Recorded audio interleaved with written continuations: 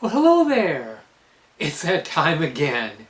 Yes, it is, my friend. It is time for the blog that truly blazes here on this beautiful day of August the 28th of 2015. And as usual, I'm going to go over the energies of last week's reading, the end of it, what we're coming into now, and what lies ahead of us as the week progresses. So do stay tuned. A little bumpy ride, but quite interesting. Yes, the first card is the last card of the previous week's reading, and this card was the Princess of Swords.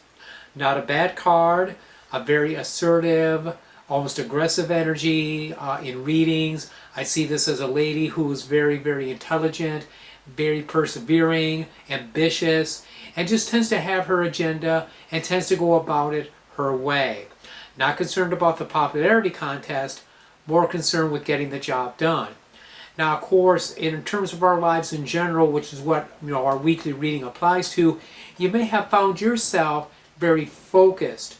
You may have found yourself aggressively pursuing specific goals that you had in mind. You had Libra energy earlier in the week with the adjustment card before this. So coming from a balancing point, you were able to focus, move forward, and assertively proceed to pursue your goals. So not a bad energy. If nothing else, you probably felt more focused mentally than maybe you had in a while. Now, we're going to see that we hit a little bump in the road as our week progresses, as we'll see in the next card. Yes, the next card, the card of what we're coming into now, is the Three of Swords, entitled Sorrow. It's attributed to Saturn in Libra. Not a particularly happy card. I don't like to candy coat. I don't think it's as bad as it looks though too, on the other hand. Let me explain it to you. Saturn is exalted in Libra. Saturn does very well in that sign.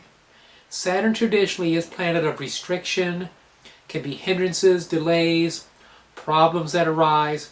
Hopefully, for us in South Florida, not from tropical storm / hurricane Erica, though we never know. And I don't do psychic weather predictions. I'm not particularly good at them. But just know this, you may hit a bump in the road. You may hit a stopping point. You may hit a point where you feel like this isn't quite going the way that I anticipated. I'm not getting there as quickly as I would like to. But I don't want you to be overly afraid of Saturn. As we progress as occult students studying the hidden wisdom, we tend to find that we transmute the negative energies of the planets, Saturn being no exception. So you may find that you have an interest, say for instance in ancient cultures. You may have an interest in gardening, antiques, or automobiles, whatever. These planets, these negative planets, have also positive sides to them, and we can get a better taste of those as we do spiritually progress. But know this, at the worst, this comes up as a hindrance or delay to something you want to do. But we do, however, have a big reversal in fortunes as the week progresses. Yes, the third and final card, the card for the end of the upcoming week, is the Four of Wands. Very interesting.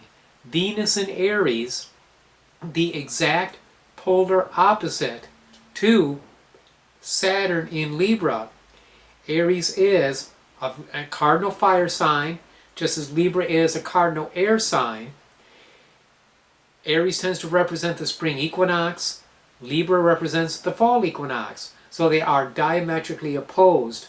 If you were to map it out, Libra would be in the west and Aries would be in the east. Very interesting opposition of energies. A big shift happens. The Four of Wands, entitled Completion, tends to indicate a change in fortune. It indicates new beginnings, closing the chapter, putting something to an end. Saturns are endings too, okay? Saturn rules endings. So something, a phase of life comes to an end, and then we blaze off into another level of creativity, going perhaps where we have not gone before.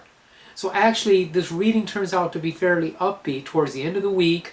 Again, I don't want you overly scared or concerned about that Three of Swords, but know if you hit a hindrance or something seems to come to an end abruptly, it's quite okay. You're going to pick up in a whole new direction and proceed forward from a whole new creative standpoint. So it's going to actually work out very, very well no matter what happens. Well, there you go. The blog blaze, you blaze with it. One other thing of note, we are coming into a full moon in Pisces tomorrow night on the 29th. That's quite good. Moon does very well in Pisces. Should be a very, very nice time. And of course, we're going into a waning aspect now of the lunar energy. So this next couple of weeks will be time to get rid of things, to release things that no longer work for us. That also fits in with the card meanings for this blog this week. Well, listen now, I do appreciate you watching the blog. I really do. Thanks for all your support.